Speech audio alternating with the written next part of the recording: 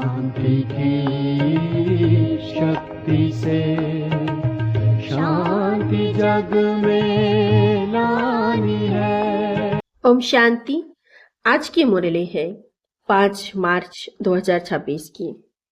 मीठे बच्चे, बाप को ज्ञानी तो आत्मा बच्ची ही प्रिय है, इसलिए बाप समान मास्टर ज्ञान सागर बनो। प्रश्न, कल्याणकारी युग में बाप सभी बच्चों को कौन सी स्मृति दिलाते हैं? उत्तर, बच्चे, तुम्हें अपना घर छोड़े 5000 वर्ष हुए हैं। तुमने 5000 वर्ष में 84 जन्म लिए। अब यह अंतिम जन्म है, वानप्रस्थ अवस्था है, इसलिए अब घर जाने की तैयारी करो, फिर सुखधाम में आएंगे।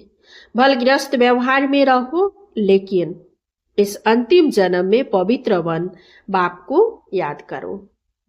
गीत है, महफिल में जल उठी समा। ओम शांति। बच्चों ने यह समझा है कि भगवान एक है, गॉड इज वन, सभी आत्माओं का पिता एक है।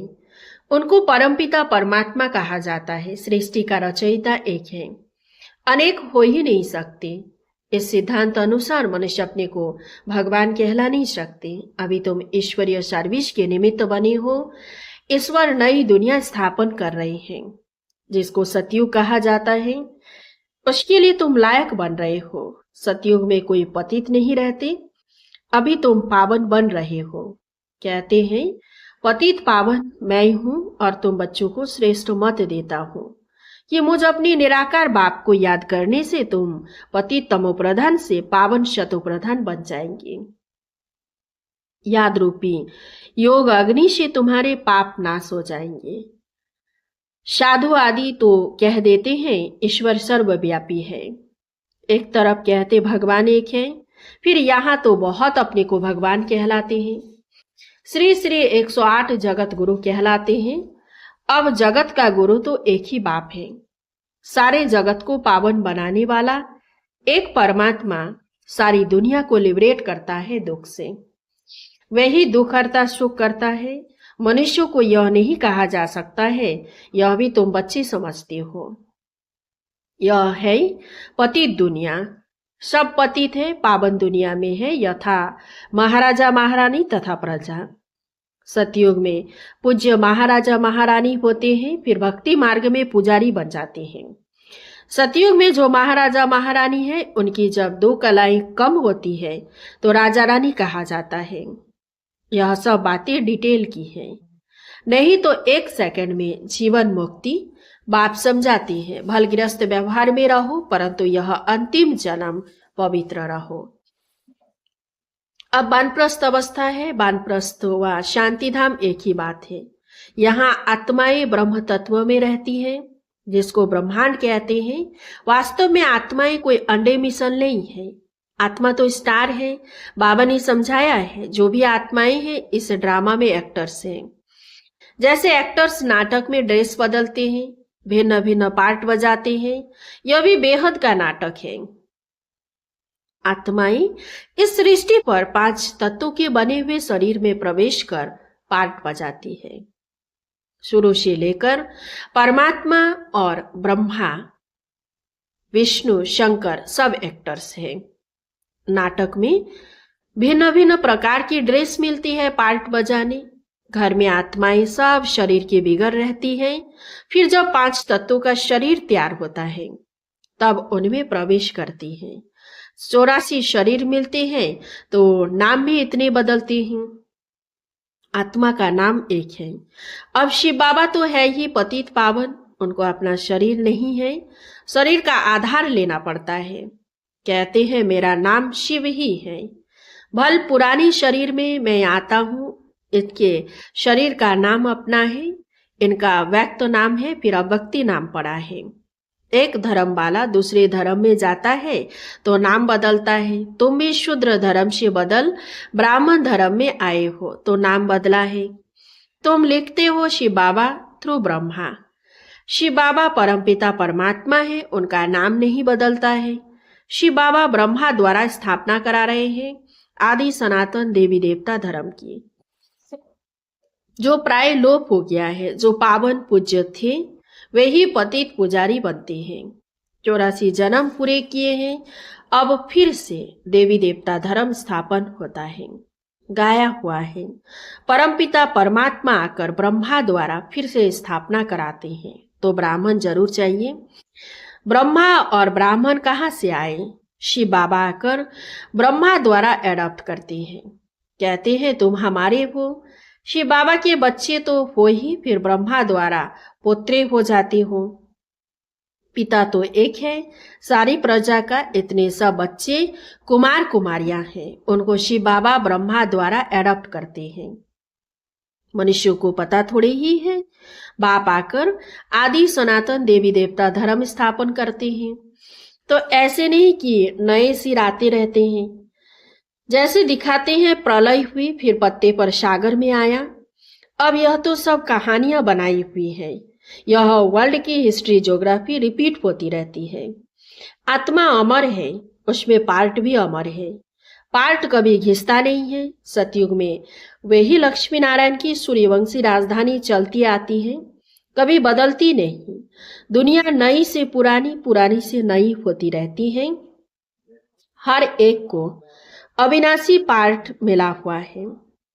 बाप कहते हैं भक्ति मार्ग में भक्त जिस जिस भावना से भक्ति करते हैं वैसा साक्षात्कार कराता हूँ। कोई को हनुमान का, गणेश का भी साक्षात्कार कराता हूँ, उनकी वह शुभ भावना पूरी करता हूँ। यह भी ड्रामा में नोंद है।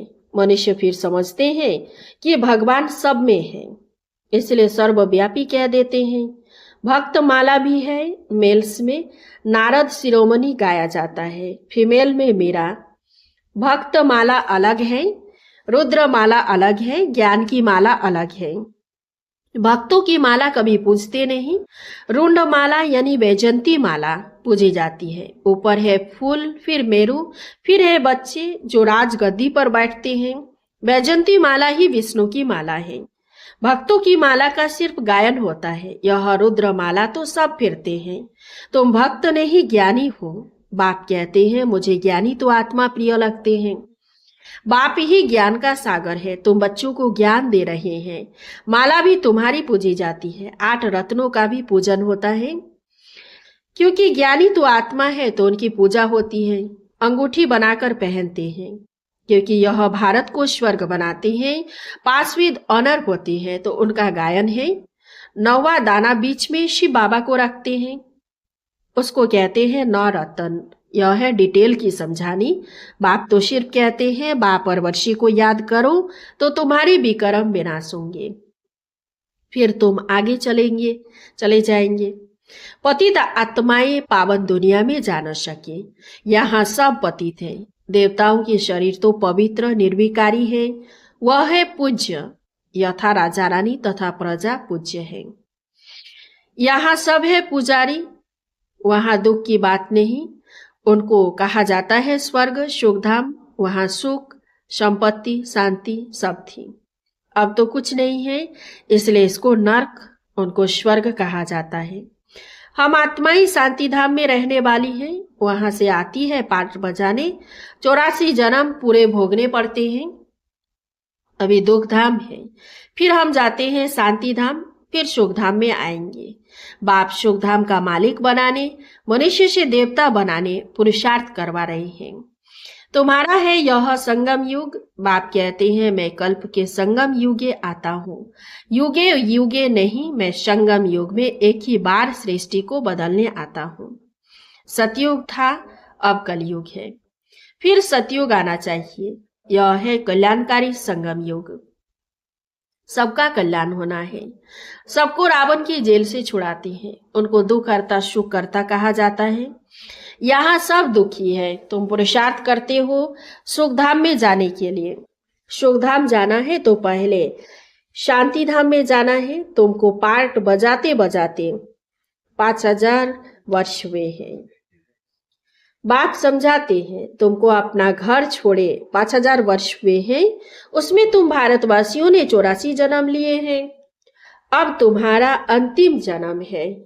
सबकी वानप्रस्थ अवस्था है, सबको जाना है। गायन भी है ज्ञान का सागर व रुद्र। यह है शिव ज्ञान यज्ञ। पतित पावन शिव है, परमात्मा भी शिव है। रुद्र नाम भक्तों ने रखा है, उनका असुल नाम एक ही शिव है। शिव बाबा प्रजापिता ब्रह्मा द्वारा स्थापना करवाते हैं। ब्रह्मा एक ही है, यह पतित फिर वही ब्रह्मा पावन बनता है तो फरिश्ता बन जाता है। जो सूक्ष्म वतन में दिखाते हैं वह दूसरा ब्रह्मा नहीं है, ब्रह्मा एक है। यह व्यक्त वह अव्यक्त, यह संपूर्ण पावन हो जाएंगे तो सूक्ष्म वतन में देखेंगे वहां हड्डी आदि होती नहीं। बाबा ने समझाया था, जिस आत्मा को शरीर नहीं मिलता है वह भटकती रहती है, उनको भूत कहते हैं। जब तक शरीर मिले तब तक भटकती है, कोई अच्छी होती है कोई बुरी होती है। तो बाप हर एक बात की समझानी देते हैं। वह ज्ञान का सागर है तो जरूर समझाएंगे ना। 1 सेकंड में जीवन मुक्ति है। अल्फ और बे को याद करो तो सेकंड में जीवन मुक्ति का वर्षा मिलेगा। कितना सहज है, नाम ही है सहज राजयोग। वह समझते हैं भारत का योग यह था, परंतु वह सन्यासियों का हठ योग है। यह तो बिल्कुल ही सहज है। योग माना याद, उनका है हठ योग, यह है सहज। बाप कहते हैं मुझे इस प्रकार याद करो। कोई लॉकेट आदि लगाने की दरकार नहीं है। तुम तो बच्चे हो बाप के, बाप को सिर्फ याद करो। तुम यहाँ पार्ट बजाने आए हो, अब सबको वापिस घर जाना है, फिर वही पार्ट बजाना है। भारतवासी ही सूर्यवंशी, चंद्रवंशी, वैश्यवंशी, शूद्रवंशी बनते हैं। इस बीच में और धर्म वाले भी आते हैं। 84 जन्म तुम लेते हो, फिर तुमको ही नंबर 1 में जाना है। फिर तुम सतयुग में आएंगे तो और सभी शांति धाम में होंगे। और धर्म वालों के वर्ण नहीं है, वर्ण भारत के ही है। तुम ही सूर्यवंशी चंद्रवंशी बने थे, अभी ब्राह्मण वर्ण में हो। ब्रह्मावंशी ब्राह्मण बने हो। यह सब बातें बाप बट समझाते हैं। जिनकी बुद्धि में धारणा नहीं हो सकती उनको कहते हैं सिर्फ बाप को याद करो। जैसे बाप को जानने से बच्चे को मालूम पड़ जाता है यह मिल्कियत है। बच्ची को तो वर्षा नहीं मिलता है। यहाँ तुम सब शिव बाबा के बच्चे हो, सबका हक है, मेल अथवा फीमेल सबका हक है। सबको सिखाना है शिव बाबा को याद करो। जितना याद करेंगे उतना वे कर्म विनाश होंगे, पतित से पावन बनेंगे। आत्मा में जो खाद पड़ी है वह निकले कैसे? बाप कहते हैं योग से ही तुम्हारी खाद खत्म हो जाएगी।